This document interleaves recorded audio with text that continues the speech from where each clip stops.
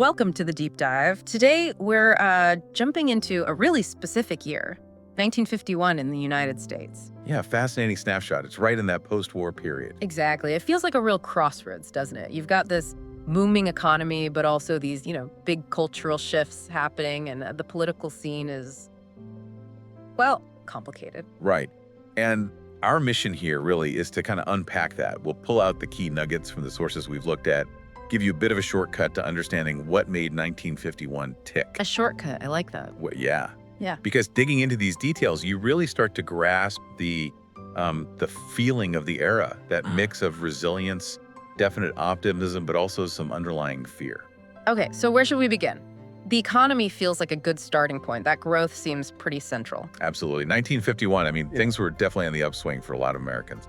Solid growth. Yeah, our sources point to an average household income of around $4,200. $4,200, that's the figure, which, sounds incredibly low by today's standards. But back then, It represented a pretty significant step towards real prosperity for many families. The recovery from the war was really taking hold. and that income, it directly fed into this idea of the American dream, right? Yeah. Making it feel more real. Oh, completely. You can see it in the cost of things, Yeah. like getting a new car. The average price was around $1,500. $1,500. For what kind of car? Well, think about the classics starting to emerge, like the Chevy Bel Air, the Ford Crestline. These weren't just transportation, they were status symbols. Right. Part of that whole burgeoning car culture, freedom, mobility. Exactly. And then housing. A brand new house, average cost was around $19,300. Wow. That connects directly to the rise of the suburbs, I imagine. Perfectly. Made homeownership achievable. And even if you were renting, the average monthly rent was about $90. $90 a month. Pretty accessible for working families then. Yeah. And even day-to-day stuff like groceries. Yeah. A weekly bill for a family of four, maybe around $50. It suggests, stable food production, decent variety becoming available. So when you put all those numbers together, it's not just stats, is it? It paints a picture. It really does. A picture of opportunity. That dream of a house, a car, a stable family life. It felt genuinely within reach for a lot of people. Okay, let's unpack this a bit. What does it tell you about the opportunities available to families then? How did that economic reality really change things on the ground? Well, I think it fundamentally shifted expectations. Yeah.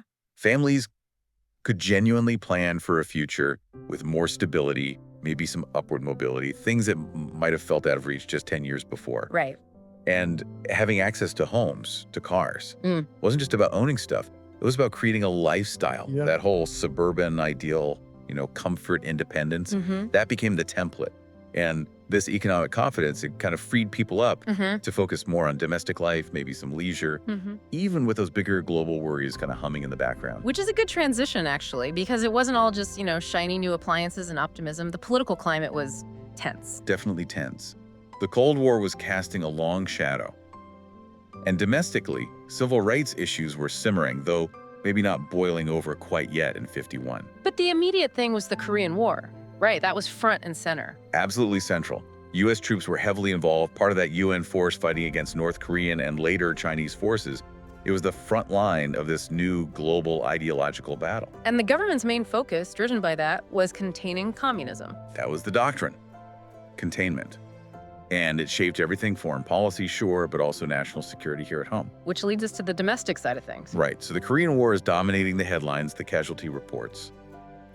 But bubbling underneath, or maybe alongside it, is this growing anxiety about communism within the U.S. McCarthyism, the Red Scare. Exactly.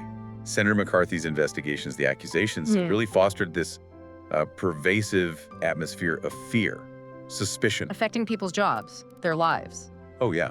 Blacklisting in Hollywood is maybe the most famous example, but it went beyond that.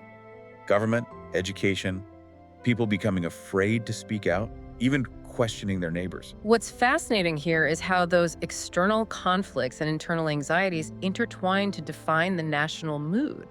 It really is. And looking back, it's so important to approach this stuff impartially like our sources do. Understand the real fear that people felt about communism, about the war, but also recognize the often damaging tactics used during the Red Scare. Yeah, a really complex picture. But amidst all that anxiety, there were definitely moments of hope, right? Especially in science and medicine. Oh, absolutely. 1951 saw a huge one. Jonas Salk, introducing the polio vaccine. Wow, that must have been monumental. Polio was terrifying back then. It really was, especially for parents. Yeah. Now, the vaccine wasn't widely distributed immediately. That took a few more years. But just the announcement, the fact that it existed, It offered tremendous hope. a massive beacon of light. If we connect this to the bigger picture, it shows how scientific progress offered a powerful counter-narrative to all the political tension and fear. Right. A reminder that progress was still happening on other fronts. Exactly. Human ingenuity tackling these really critical public health problems. It showed a different kind of strength, maybe. So people had these anxieties, but also this hope. What were they doing for fun, for escape? Let's talk culture. Yeah, culture was vibrant too. Music, TV, really taken off. #1 song that year, according to our sources, Too Young by Nat King Cole. Classic. Big romantic ballad, really captured a certain mood. And television, still pretty new, but exploding in popularity. Definitely. And the monster hit the show everyone was starting to talk about was I Love Lucy. Lucille Ball, Desi Arnaz. Yeah. It premiered in '51 and just took off. Yeah. And it wasn't just funny, it was innovative, using multiple cameras, filming in front of a live audience that really set the standard for sitcoms. That raises an important question. How did entertainment reflect and perhaps even shape the spirit of the time? Well, I think shows like I Love Lucy offered a kind of comforting escape, didn't they? It focused on domestic life, funny situations. It was a counterpoint to the news about Korea or the Red Scare. Provided a bit of relief, a shared experience for families gathering around the TV. Exactly. It helped define that cozy, idealized image of American home life, even as the world outside felt uncertain. Okay, so beyond the screen, what about like everyday life? Fashion, new gadgets starting to appear? Yeah, let's get into that. Fashion in '51 definitely reflected both class differences and that post-war return to maybe normalcy and optimism. What were things costing? Like a man's suit? A tailored suit for a man averaged around $50. Casual stuff like shirts, slacks, maybe closer to $20. And the style? Pretty classic, actually. Clean lines, structured shoulders for men, a sense of order, maybe. And for women? Women's dresses averaged about $30. Think fitted waists, often fuller, flowing skirts, that sort of elegant feminine silhouette that came back after the more utilitarian styles of the war years. So people are dressing up a bit more. Meanwhile, you've still got a large military presence, given Korea. What about pay for soldiers? Right, good point. A soldier's monthly pay back then was averaging around $200. $200 a month puts the civilian income figures into perspective, especially for those serving overseas. Definitely reflects that ongoing military commitment, the cost of the Cold War footing. Now, you mentioned new gadgets. Here's where it gets really interesting. How these small innovations began to transform homes. What kind of things are we talking about? Well, it's the start of that real push towards convenience in the home. 1951 saw the first commercially available electric can opener. Electric can opener. Seems so basic now, but back then. A novelty. And automatic coffee makers were starting to appear too. Ah, the precursor to Mr. Coffee. Pretty much. What's fascinating here is how practical inventions started to emerge, directly impacting the convenience and efficiency of daily life in homes across America. Little things that start to save time, make chores easier. Exactly. They're early signs of that whole mid-century modernization trend, aiming for a future with less domestic drudgery.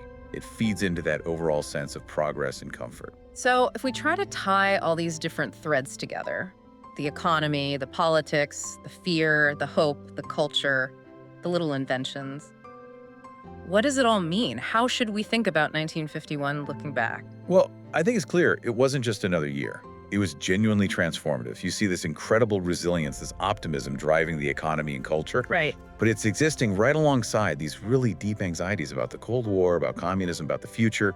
It's that tension that makes it so interesting. So what does this all mean for us today, looking back? If we connect this to the bigger picture, 1951 wasn't just a year of isolated events, but a confluence of forces that profoundly impacted the trajectory of the nation. You really see the foundations being laid for the rest of the 1950s. How so? Well, the economic boom sets the stage for consumer culture. The Cold War anxieties solidify America's global role and shape domestic politics for decades.